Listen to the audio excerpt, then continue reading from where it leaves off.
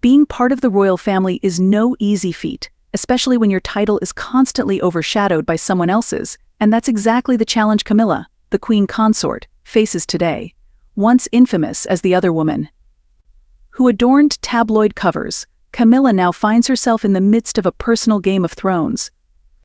It's not exactly the kind of dramatic rise one would expect from fairy tales, and her story during the reign of King Charles III is a mix of grace, determination, velvet attire, and an air of royal unease. Let's start from the very beginning of this fascinating journey. For decades, King Charles III, the heir to the British throne, waited patiently for the day the crown would finally rest upon his head.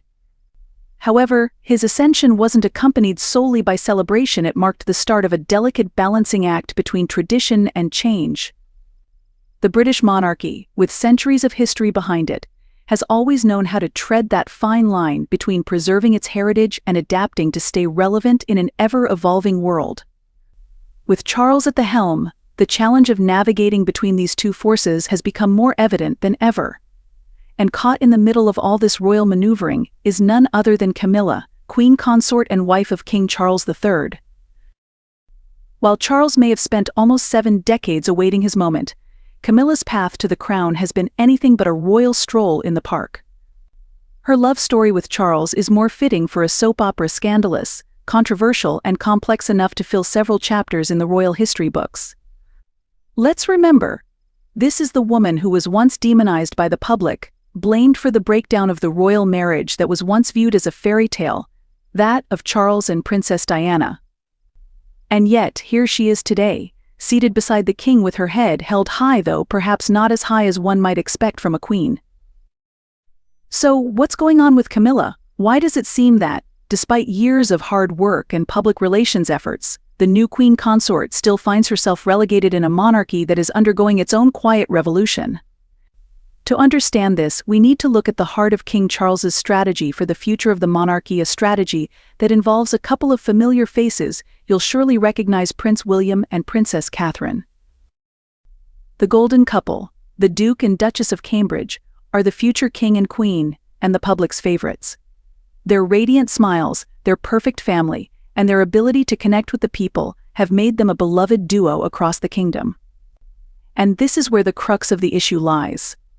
As Charles begins his reign, he is very aware that the future of the monarchy rests on the shoulders of this younger, more relatable couple.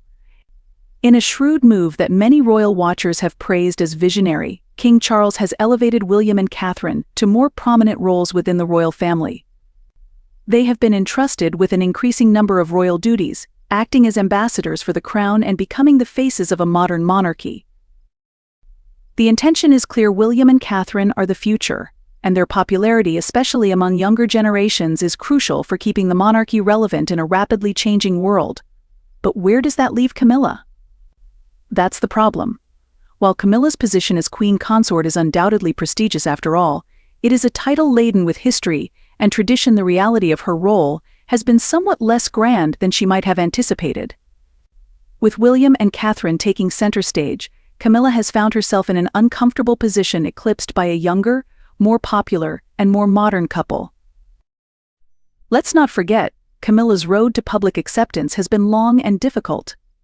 When she and Charles married in 2005, the British public wasn't exactly throwing rose petals at their feet. Many still saw her as the villain in the tragic saga of Charles and Diana's marriage. But Camilla worked tirelessly to change that perception. She kept a relatively low profile, focused on charitable work, and supported her husband without drawing too much attention to herself. Slowly but surely, the tide began to turn. By the time Charles ascended the throne, Camilla had earned the goodwill of a significant portion of the public. Her dedication to causes such as literacy and domestic abuse prevention had garnered her admirers, and her image had softened considerably. But now, with the rise of William and Catherine, Camilla finds herself once again in a secondary role, and it seems that this role doesn't sit well with her. After all, as queen consort, Camilla likely expected to wield some level of influence within the monarchy.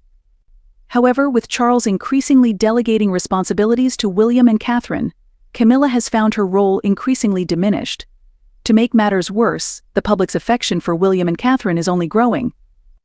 They are, after all, the perfect modern royal couple, charming, down-to-earth, and always impeccably dressed. Catherine, in particular, has become a fashion icon and a symbol of grace and elegance, much in the style of Princess Diana.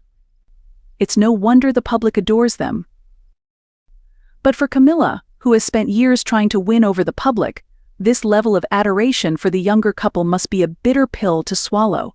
It's not just the public affection that causes tension. There's also the issue of power dynamics within the royal family. Traditionally, the role of queen consort is one of support, standing by the king's side, offering counsel and guidance, but never taking the spotlight. Camilla, like many consorts before her, has accepted this role, but with Charles increasingly turning to William and Catherine for support in his royal duties, Camilla has been pushed into the background. This relegation has undoubtedly taken an emotional toll on Camilla. After years of hard work to secure her place within the royal family, she now finds herself feeling undervalued and overlooked. The institution she fought so hard to be part of seems to be moving forward without her, leaving her in a somewhat precarious position. As queen consort, Camilla likely hoped to play a significant role in shaping the monarchy, but the reality of her position has been quite different. It's not just about personal feelings. Camilla's struggle to assert her influence within the monarchy also raises larger questions about the role of women in power. Historically, consorts have always been viewed as secondary figures to the reigning monarch, supporting figures, but never leaders in their own right. Camilla's experience is no different. Despite her title, she remains a decorative figure, with her influence limited by tradition and the expectations placed upon her. Meanwhile, King Charles, ever the strategic thinker, is looking to the future. He knows the monarchy must evolve if it is to remain relevant in the modern world. He has long been aware of the changing landscape, and his decision to focus on the younger generation, namely William and Catherine, is part of his plan to ensure the monarchy's survival. But in doing so, he has placed Camilla in an uncomfortable and diminished role that, despite her hard work and dedication, might not fulfill the ambitions she once had when she dreamed of being queen consort. In the end, Camilla's story is one of resilience, but also one of the difficulties of navigating the complex and often treacherous waters of royal life. From the scandal of her early days to the grace with which she has tried to establish her place in history, her journey is a testament to both personal and political struggle. However, the shadow of the younger, more popular generation looms large, and Camilla's challenge is finding her voice and her power in a monarchy that is slowly shifting beneath her feet.